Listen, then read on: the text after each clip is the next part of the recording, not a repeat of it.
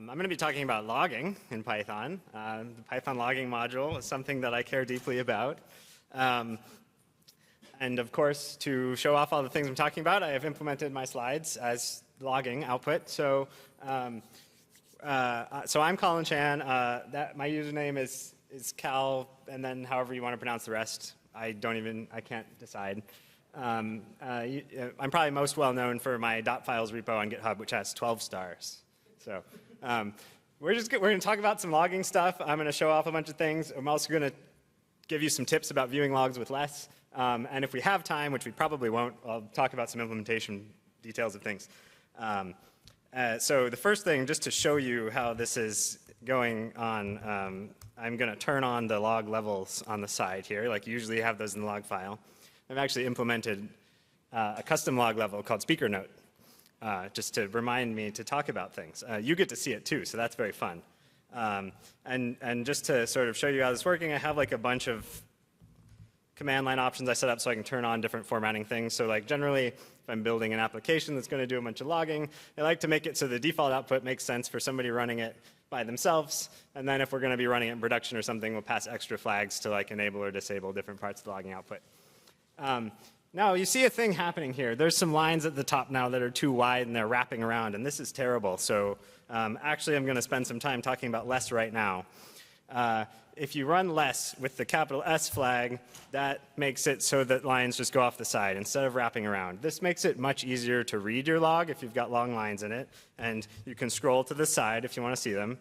As soon as I touched a key, it all jumped up to the top of the screen. But this is the same thing. You can scroll side to side. We're going to talk some more about some less tips as we go.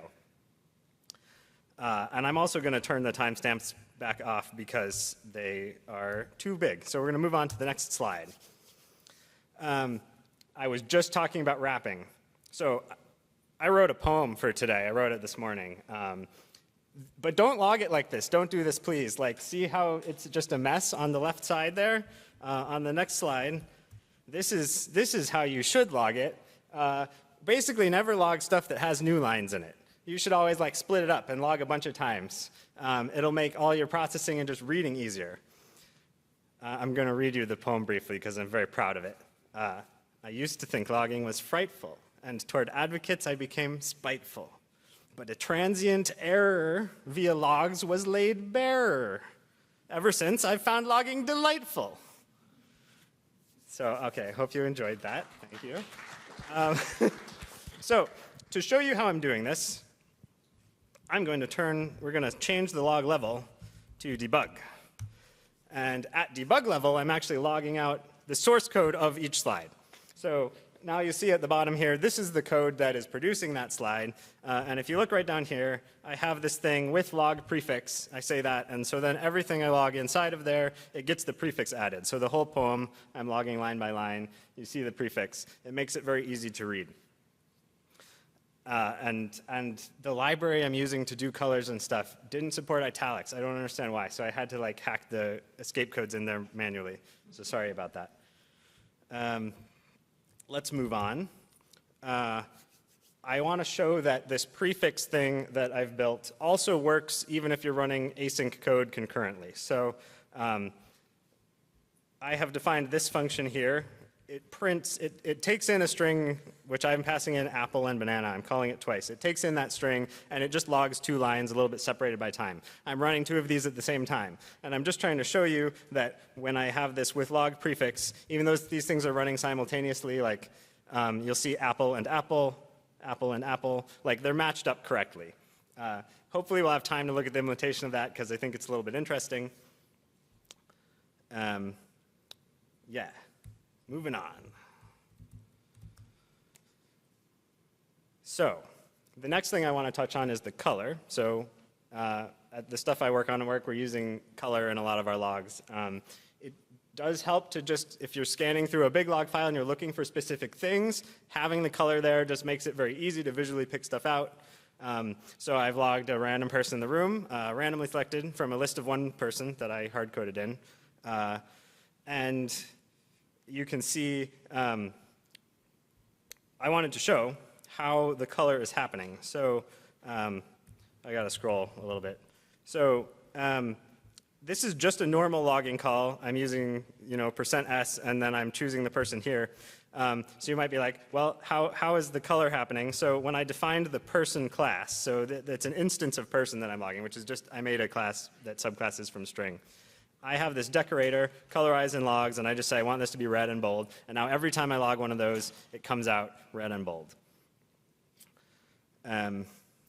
And hopefully at the end, we'll have some time to look at how that's implemented. And if we don't, you can come talk to me later, and I'm happy to talk about it. I love this stuff. So another fun thing we do, this is very related to the color. We can do a little bit more than just color. We can do some processing on these values that we're substituting into our log messages. And so I logged a couple paths here. I have it set up so that anytime I log any path object, it comes out in this sort of light blue color. And sometimes people do dumb things with paths. On Unix, you can have some weird characters you wouldn't expect in your paths, like new lines. And so it's annoying if you are logging a line and you get a surprise new line and stuff. So when we do this colorization of stuff, a lot of times we turn on this flag that says replace new lines, which this is a common case, like a common cause of confusion. So if you look at the source code here, I have a path that does have a new line character in the middle of it. But when we logged it, we replaced it with this fancy like Unicode new line character. And that just, we're not like technically logging exactly what the path is to the logs, but this makes it clear to everybody who's reading, like, oh, there's something weird happened there, and it keeps the logs very clean and easy to read. And then, so the next thing we're going to talk about, you see a little preview of it here. I have some logs every time a subprocess gets run. So we're going to look at that. So I'm running a long command here, spline CTL with the reticulate flag. We're reticulating some splines. It takes a while. The reason I like to log every subprocess that the program runs is because often, like, subprocesses are a thing that your code might get hung up on. I should probably have told you earlier, like, a broader context for this. My team at work writes some infrastructure code that ends up running code that's written by many other teams at the company. So, like, we're in the business of running code that we don't necessarily know what it does. And then when something breaks, people come to us and say, like, why isn't it working? So we want the logs to be as easy as possible for everyone to understand so they can, like, figure out what's going wrong. So we like to log every single subprocess that runs. And we also like to capture and log all the standard out and standard error. So to accomplish this, you'll see the command ran. I also logged that it was running with an unusual working directory. I logged the standard out and standard error. I have a custom run function that wraps around subprocess.run in order to achieve the output logging. But importantly, I also have logging set up even in cases when people aren't using our custom run function, which we encourage them to. Even if somebody were to just directly use the regular subprocess functions to run a command, we still actually get logging of that. We don't get the output, but we still get a logging saying they've run the line. And the way we've done that is Python has a thing called the audit framework that was added several versions back. But you can hook into audit and you can find out about certain events such as processes being launched. So you can do logging based on that. And I'll show that later if there's time. Another interesting thing when you're running other people's code is sometimes they write code that logs like thousands of lines or millions of lines. We've sometimes had log files end up being like gigabytes because of one thing somebody put in that was doing something dumb. For a log file that you're planning to have a human look at, having like millions of lines in the middle of it is not usually very helpful. And also we sometimes upload these log files places and we don't want them to balloon to several gigabytes. So we implemented a thing that abbreviates logs. There's several thresholds, and if a chunk of data is too long, it cuts some stuff out, it writes the full data to a temp file, and it puts this here. So that as you as a human scrolling through this trying to understand what happened, you just see, oh, okay, there was a bunch of junk there. And if you really care about it, you can go look at the temp file to see the full thing. And we're also able to do this differently. We actually usually write out a log that's intended for people looking at it and a log file that's intended to be uploaded somewhere else.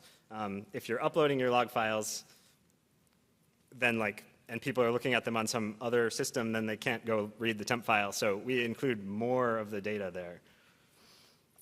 I am I'm running out of time. So we'll blast through. We don't need to look at that one. That was another abbreviation example. What else is in here? We also have very nice logging of exceptions. So inside the slide code, I just threw an exception by trying to divide by 0. And you'll see, like, we logged this at warning level, but we log it also with a prefix very nicely, so it's very easy to understand, like, okay, this exception was part of the slide. And probably I should wrap up there. I will, because I'm running out of time, and I know we're also running behind. I had the full log. I guess we won't have time to cover some of the interesting less things I wanted to do today. I will just, if you don't know anything about less, know that when you're inside of it, you type a / and you can search. So I'm going to jump to my conclusion, which is at the bottom. So takeaways, we only got to cover some cool logging stuff, and we got to cover less a little bit, and I would love to talk longer about this to you at some point. You'll just have to take my word for context vars being great, because I didn't get to talk about them. Thank you.